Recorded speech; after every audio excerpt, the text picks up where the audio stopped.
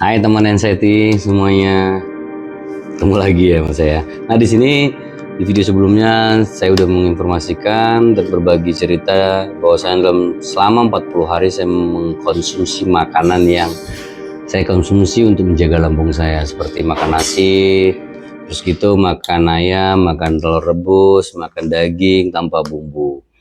Nah sekarang saya ingin beritahu juga, setelah 10 hari itu kan saya sampaikan 2 bulan nih saya kemarin ya, saya 2 bulan menjalaninya. Nah, apakah 2 bulan full itu saya mengkonsumsi makanan itu juga? Tidak teman-teman ya. Nah, di 10 hari pertama saya sudah mengkonsumsi makanan hal seperti itu. Apa yang saya lakukan? Di 10 hari kedua ya, kita ngebahas di 10 hari kedua ya teman-teman ya. Di 10 hari kedua saya sudah mengganti menu. Contohnya tadi apa? Mengenali makanan ya. Nah, mengganti menu ini bertujuan untuk menimbulkan kesadaran pada diri Anda tentang tubuh Anda. Jadi, teman-teman jadi bisa lebih percaya seperti kata si A, kata si B, kata si C, kata si D. Harus ini, harus makan ini, harus makan ono, harus makan ene. Tak boleh makan ini, tak boleh makan ono, tak boleh makan ini. Tapi tidak. Di sini memang benar-benar kita merasakan, kita mengetahui. Sehingga kita paham. Oh, tubuh saya tidak cocok ini, tubuh dia cocoknya itu, tubuh saya cocoknya ini, tubuh dia tak cocok itu gitu. Nah, dalam 40 hari itu saya merubah lagi. Pertama, satu, saya masih tetap makan 4 jam sekali. Pola makannya, saya makan yang pertama kali itu masih tetap nasi, harus nasi, oke. Nasi putih. Yang kedua, saya masih tetap makan telur. Ketiga, daging ayam.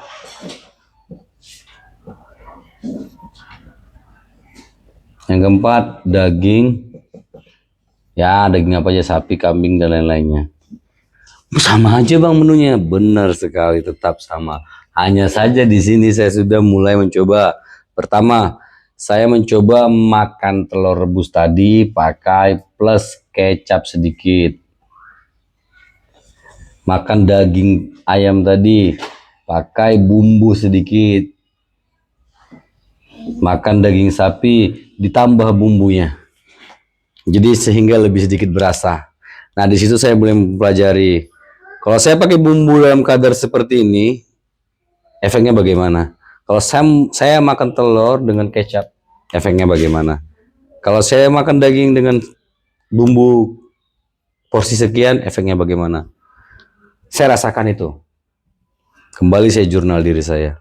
Nah, setelah saya makan itu, saya akan rasakan selama 4 jam. Tidak ada sensasi. 8 jam tidak ada sensasi. 12 jam tidak ada sensasi. 1 hari full tidak ada sensasi. Sehingga saya mendapat menu baru lagi. Menu baru lagi di diri saya.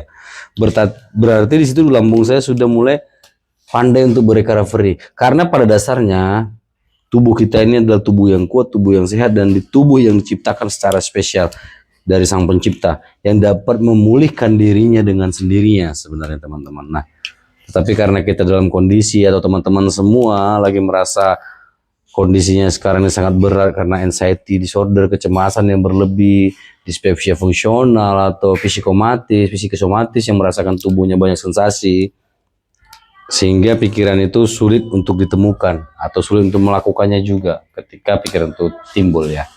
Nah, ini saya terapkan selama 10 hari. 10 hari berikutnya berarti dari ke 20 hari ya. 20 hari saya menjalani. Apakah ada timbul sensasi bang? Selama 20 hari saya tidak merasa sensasi pada lambung lagi. Tidak pernah merasa lambung. Bagaimana dengan anxiety-nya? Anxiety-nya masih ada. Tapi sudah tidak berat. Gitu ya. Karena apa? Ketika tubuh kita mengalami psikosomatis atau sensasi fisik yang berasal dari lambung, maka pikiran kita pun akan terganggu. Itu akan berpikir bahwa saya seperti, wah ini kenapa ya. Karena apa? Karena pikiran kita tidak pernah diberi knowledge atau pengetahuan Tapi ketika kita mempunyai pengetahuan, maka si pikiranmu bisa ditenangkan. Kamu punya pengetahuan, kamu punya knowledge ya, bahwasanya kalau sensasi ini, sensasi ini, sensasi ini, sensasi ini berasal dari lambung. Tapi kamu tidak perbaiki lambung kamu, percuma juga. Itu hanya sekedar tahu. Oke, ini dari 20 hari yang saya jalani. Saya sudah mulai berkurang sensasi. Ke 30 harinya saya menjalaninya teman-teman ya. Kita masuk ke 30 harinya. Saya sini sudah mulai tambah nih. Tadinya yang telur, ada daging, sapi, saya mulai coba lagi yang namanya makanan yang paling saya suka, jaryang. Katanya jaryang tuh bahasa Inggrisnya jaryang. Bahasa normal itu jengkol. Ya jengki. Wah, ini nih. Shred.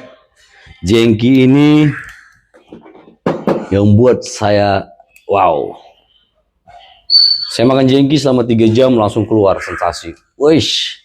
Keadaannya sangat-sangat, ya tahu lah teman-teman ya, kalau udah sensasinya keluar sangat-sangat blow. Nah akhirnya saya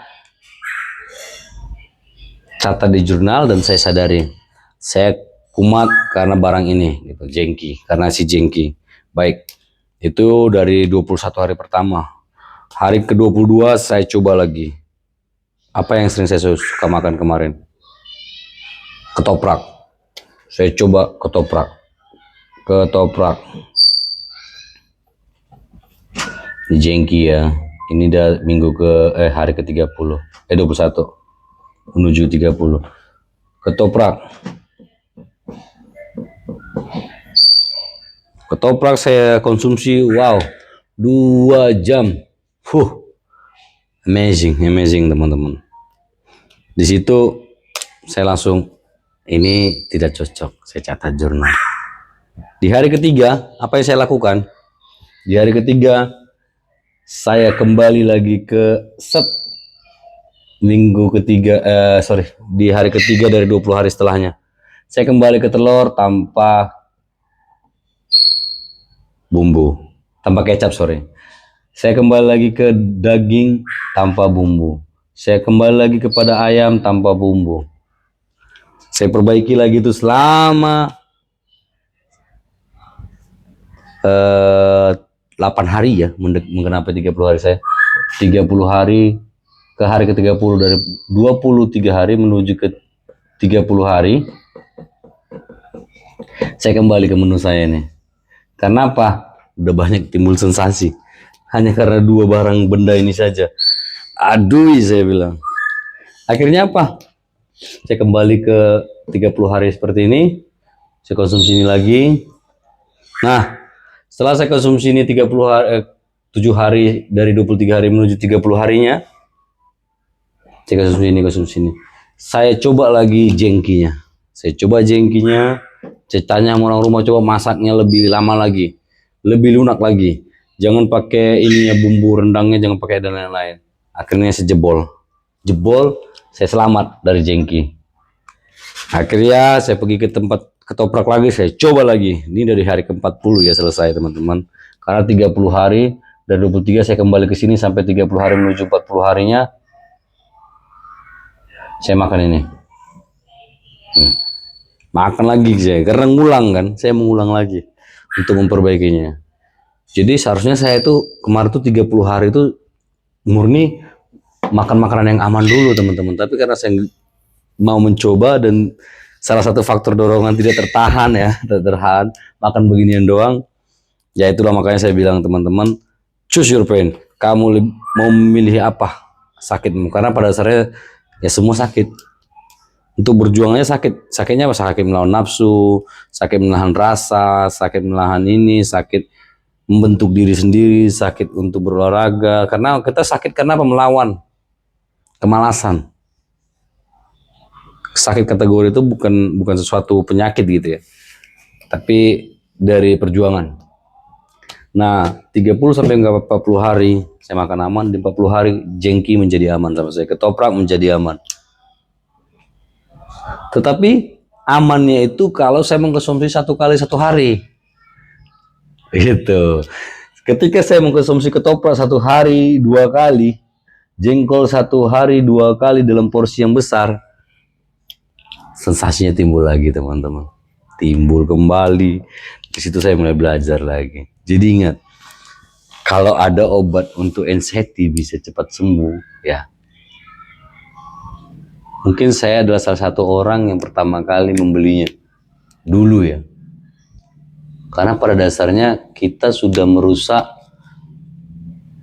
tubuh kita dengan pola makan, pola hidup yang kurang baik selama bertahun-tahun.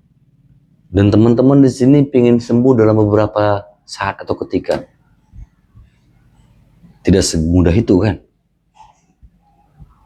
Sains enggak? Seimbang enggak? Tidak kan? Jadi teman-teman butuh proses, teman-teman harus melaluinya.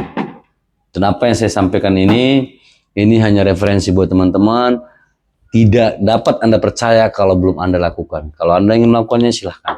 Buktinya saya selamat dari yang namanya lambung sampai sekarang. Begitu juga dengan anxiety saya setelah menjalani pola 4P. Ini P yang pertama ya, pola makan teman-teman. Oke. Jadi teman-teman, dengan sangat saya menyarankan teman-teman kenali diri Anda, timbulkan kesadaran Anda dalam mengkonsumsi makanan untuk tubuh Anda. Tidak itu mesti harganya yang terlalu wow, tidak mesti harganya yang terlalu murah.